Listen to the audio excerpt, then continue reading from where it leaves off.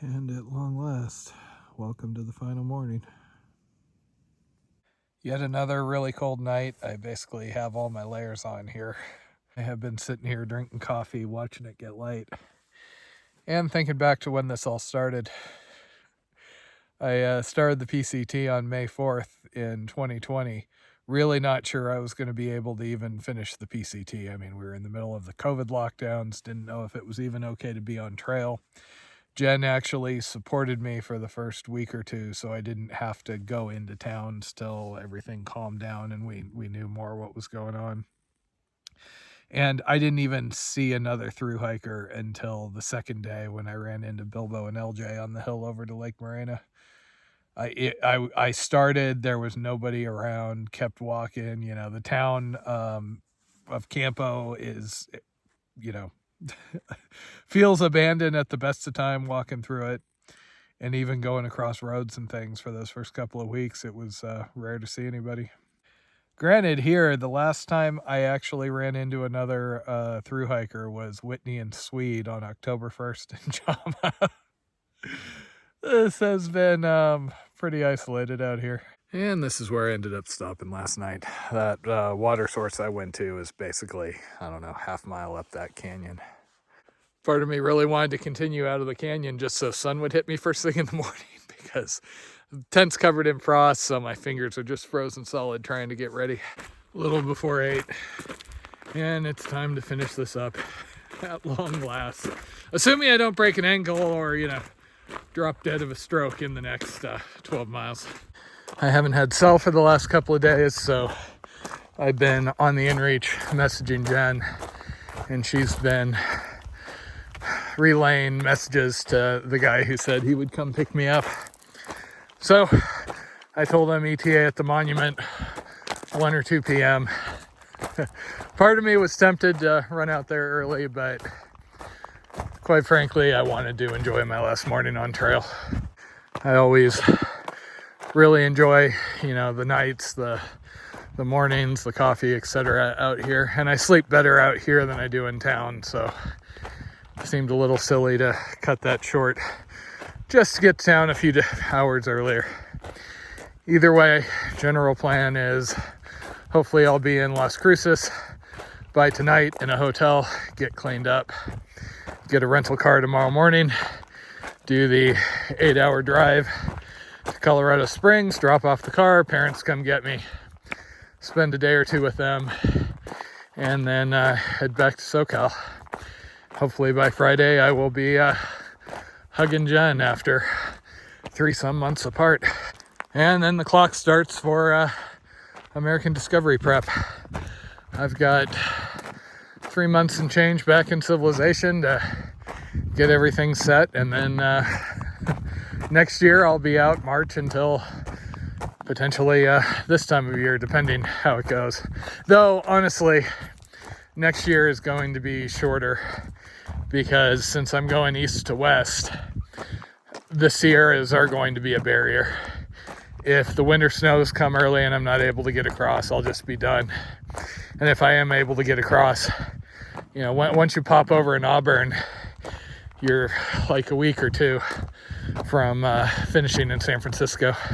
I spent some of this morning tallying up stats, and it is just kind of mind-boggling when I look at it. Most of the time out here, it's just, you know, day to day. I'll look back in a week and, oh, I did 120 miles. That's a lot, but since starting on May 4th, 2020, it's been like 10,750 some miles.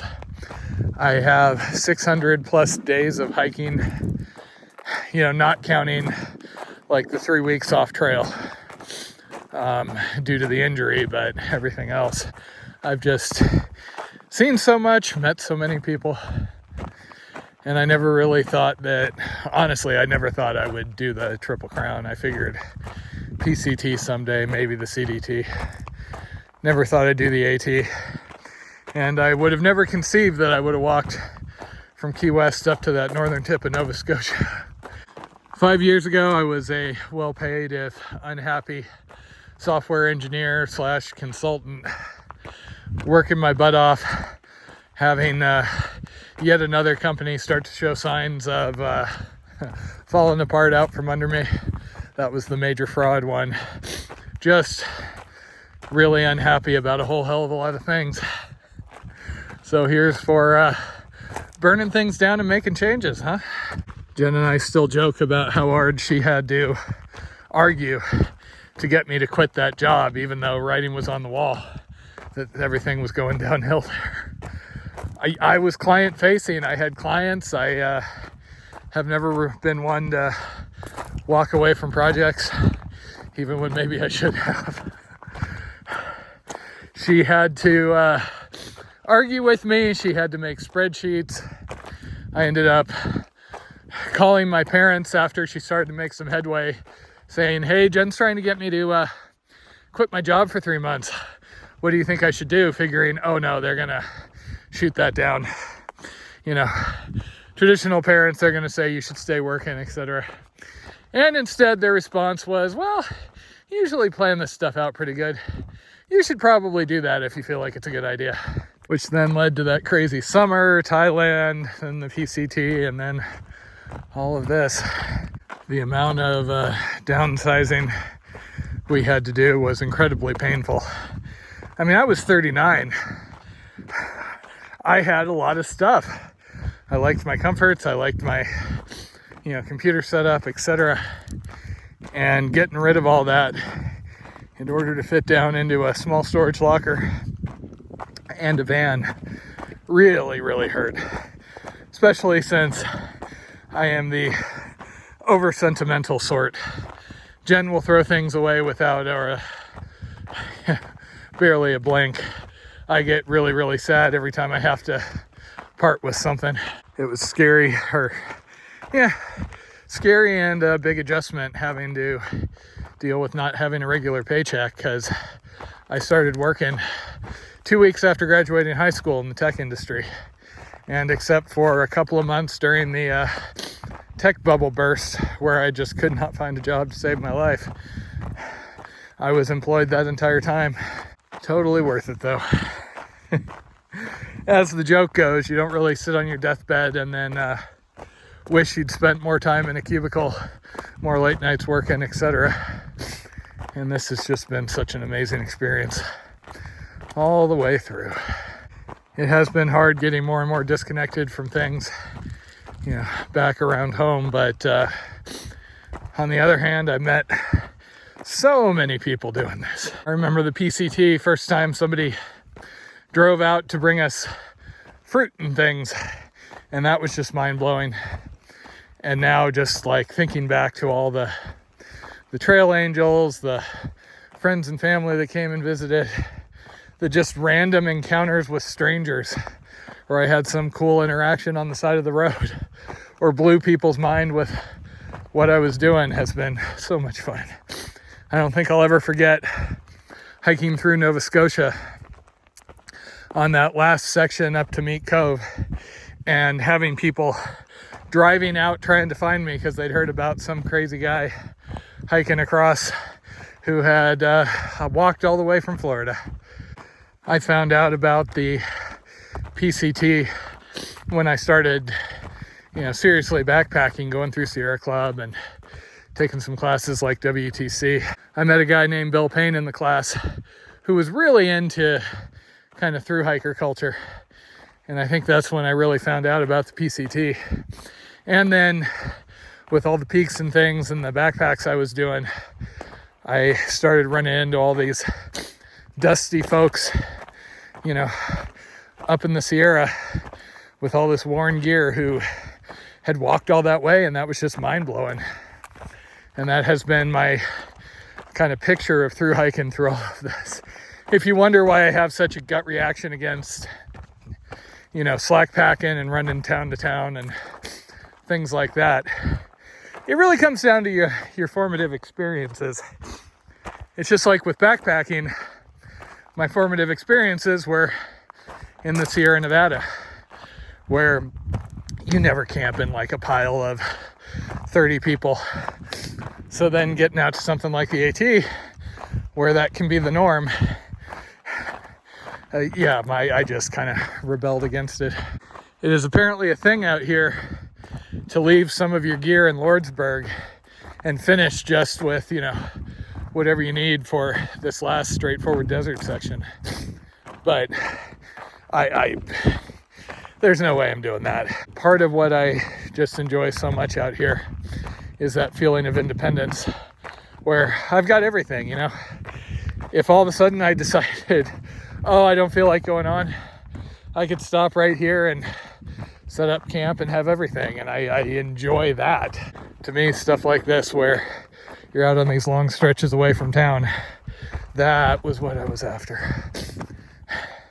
The 18 days we spent between East Glacier and Butte in the northern CDT was a long haul, but you know, that's one of those things that I will always remember about this trail.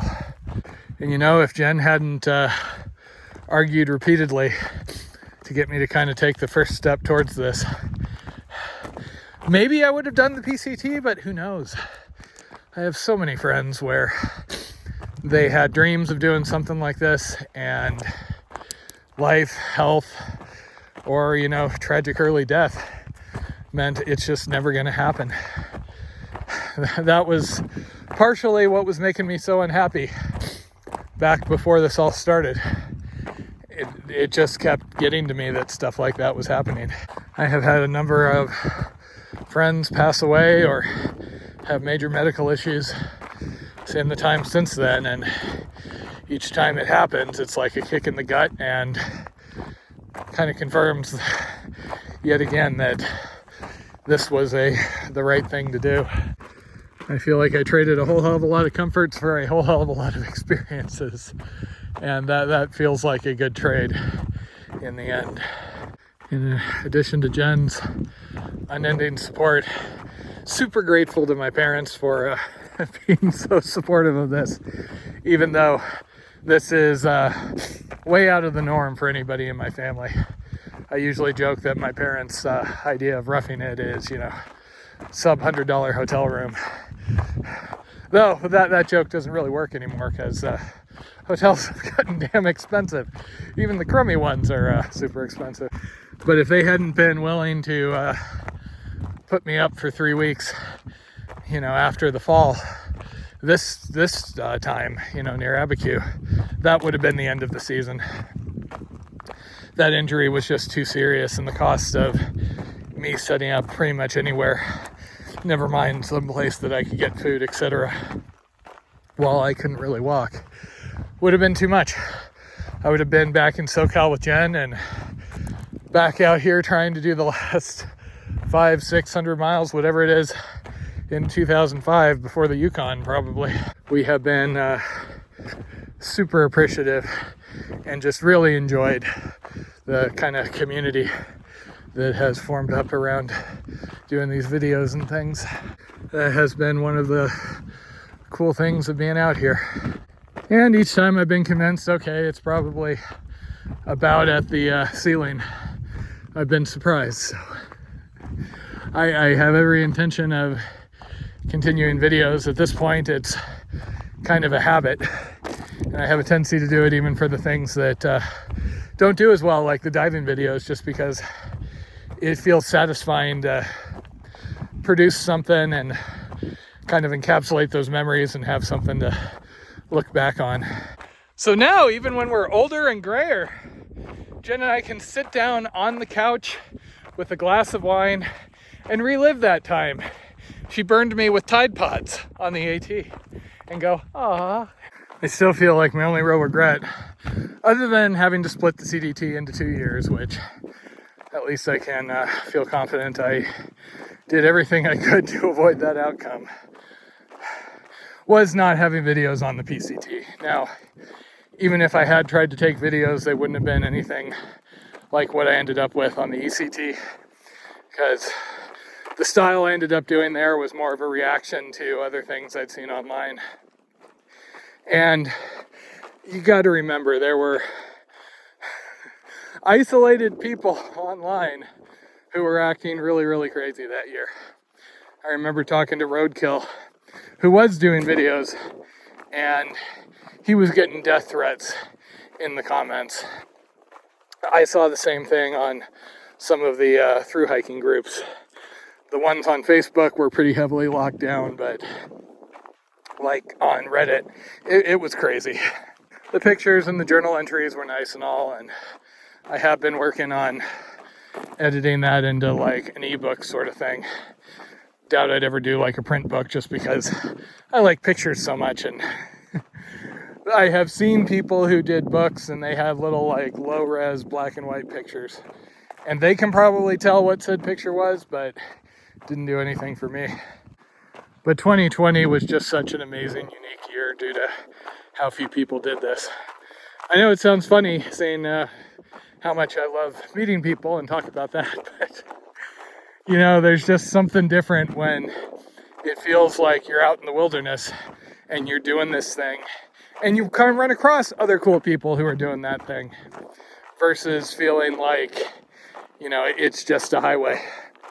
This is why you're never going to see me do the Camino sort of hikes where you're just in a flood of people. I will say this section of the CDT has been maybe a little quieter.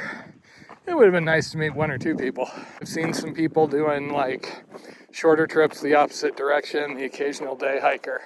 And obviously I've met people in town, but this has been a lot of solitude. And that has been a real adjustment coming off of the Mississippi, where I had Jen with me the entire time, which is a different dynamic. I like solo, I like doing trips with her, but it's always an adjustment coming off of that. And that also felt like a very social trip. We only met a handful of other people paddling the river, but we had contact with a lot of people, and we had people coming out to meet us, and you know, we were always running into people along the shore. Like I said, I probably won't be repeating any of these the big three trails anytime soon, if ever, but the experience has just been something. If I was to drop dead tomorrow, this would not be one of the things that I regretted. Now, if I'm sitting in a cardboard box in an alley in 10 years because I ran around hiking instead of wage slaving it away in the IT industry, maybe there might be a little bit of regret. Okay, for the record, this is where I should have camped last night. Would have had sun in the morning and a view toward the Termini.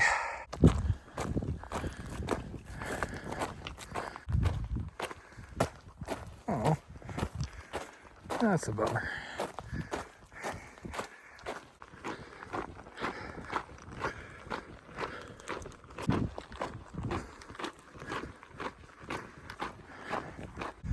There's that sweet, sweet Mexico haze I've been expecting.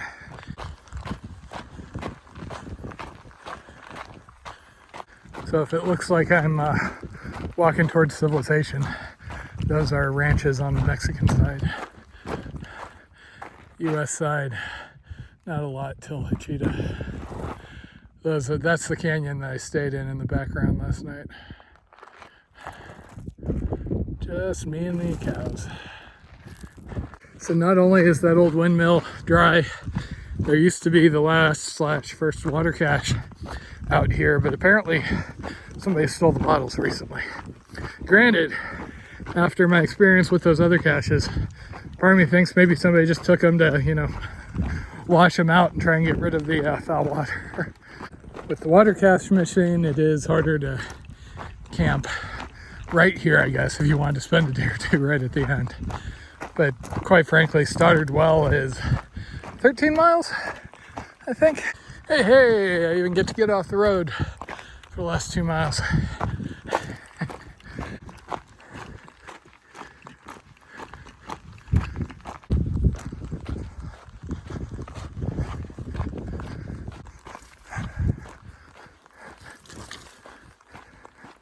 I do kind of miss more of the mile markers at the 100 marks and such. So hard to do on the CDT just because everybody's going different directions. So 500 for me is 300 for somebody else.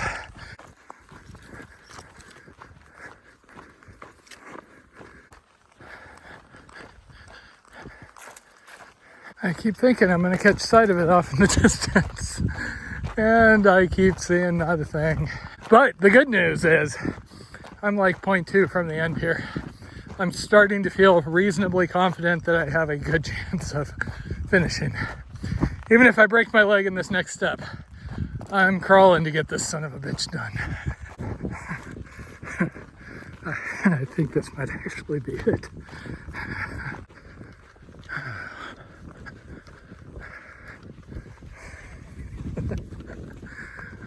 Oh, well, damn. But hey, there's a gate. I can keep going to Mexico. I always find it interesting how little I recognize the termini because I mostly just see the monument shots and those don't show off the area. Not a whole lot out here though. This is a really cool monument though.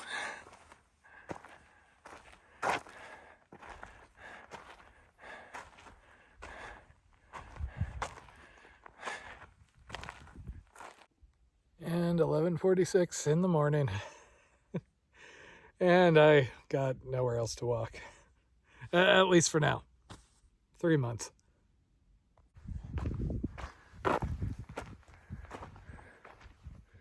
And per my map, I think I'm officially in Mexico now.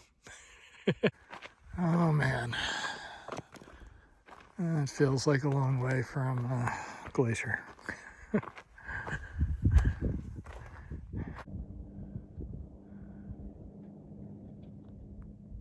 Those guys actually saw me sitting over here and came over to check on me. A little bit hard communicating since my Spanish sucks, but that was nice of them. It's funny because there's always such a drive to finish, you know, big goal to accomplish, etc. And then all of a sudden you're at the end and it's like, huh.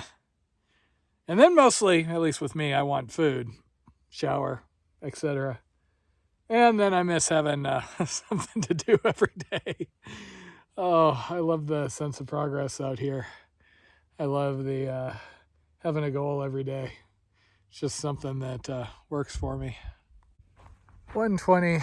Theoretically, I have a ride coming sometime, anytime now. Well, I was getting cell towers from Mexico. When I came down the hill, it gotten almost non-existent. Every now and then a text message comes through. And hopefully that is my ride.